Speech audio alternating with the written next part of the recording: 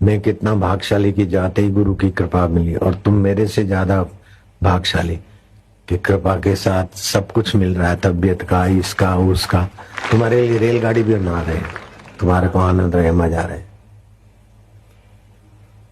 उसके बाद बने बाबा शरीफ, बाबा ये फरीद।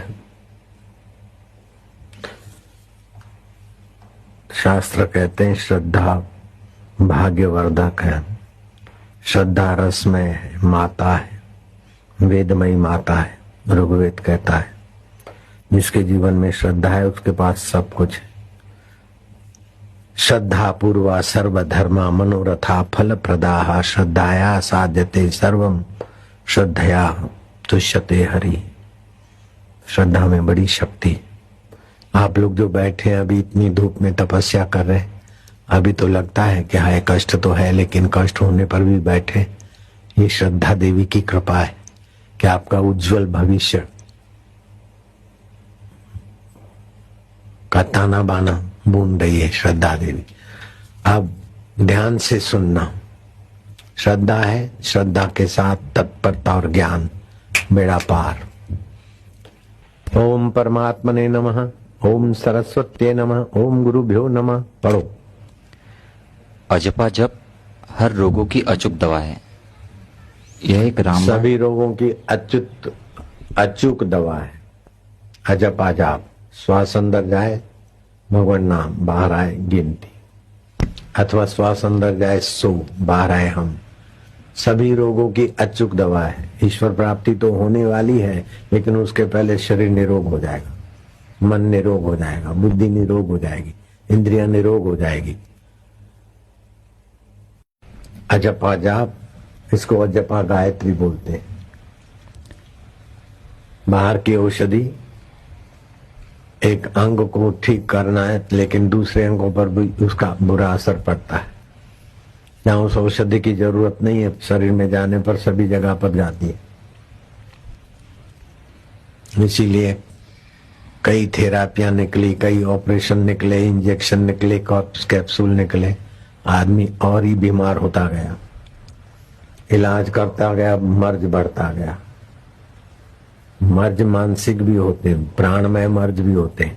प्राण का संचार नहीं होने से भी कई मर्ज बनते हैं, रक्त का संचार न होने से भी मर्ज बनते हैं, अंदर काम बेकार है तभी मर्ज बनते हैं, क्रोध आने से भी मर्ज बनते हैं, लोभ होने से भी मर्ज होते हैं, अहंकार आने का भी मर्ज होता है, चिंता आने से भी मर्ज होते हैं। ये न ऐहिक डॉक्टरों के पास इलाज है, न आयुर्वेद के पास है। 5 विकारों से मर्ज बनते हैं, ये पता ही नहीं है। और 5 विकारों का मूल है राग और द्वेष।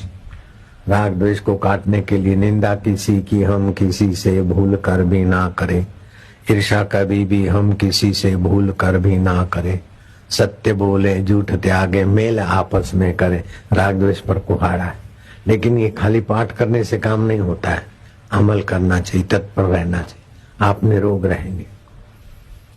कल एक बाई आई, उसने कहा ये माता जी का परिचय दिया, और माता जी में क्या माई क्या चाहिए।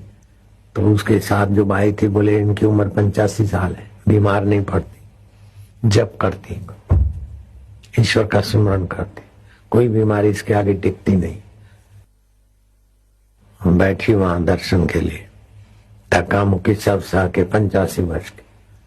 तो उसके साथ आई हुई बाई ने कहा कि माता जी 85 साल की, चलती फिरती घूमती अच्छी तरह से, बड़ी तंदुरुस्त दिखी। मैं तो बाई देखकर उससे प्रभावित हो गया, उसका प्रभाव मेरे चित्त पर अभी है, तभी तो याद आई।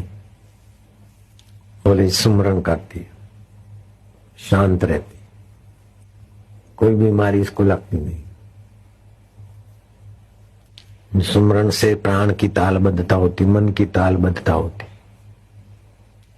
तो तन और मन के रोग सुमरन से मिटते हैं। उससे भी ज्यादा श्वासोश्वास से प्राण की तालबद्धता, बुद्धि के रोग भी मिटते हैं अजपा गायत्री से। औषधि से रोग नहीं मिटते इतने, इसी से मिटते हैं। औषधियों से तो कई रोग विकृत होते, कई रोग दब जाते, और समय पाकर रोग प्रतिकारक शक्ति से कुछ रोग मिटते भी हैं। लेकिन यहाँ बिल्कुल अचूक उपाय है, सभी रोगों को भगाना, मिटाना और भगवान को पाना। ये सुंदर उपाय तुम्हारे आगे आ रहा है, ध्यान से सुनना। अजपा शरीर के आधारभूत तत्वों, क्रियाओं, बनावट तथा अवयवों से सीधा संबंध रखने वाली है। जिस तरह यदि रक्त का संचरण रुक जाए तो शरीर में कोई कार्य संपादित नहीं हो सकता। सब अंगों के ठीक ठीक कार्य करने का रहस्य केवल रक्त परिभ्रमण है। रक्त परिभ्रमण है, लेकिन रक्त को परिभ्रमण करने की सत्ता प्राण देगा।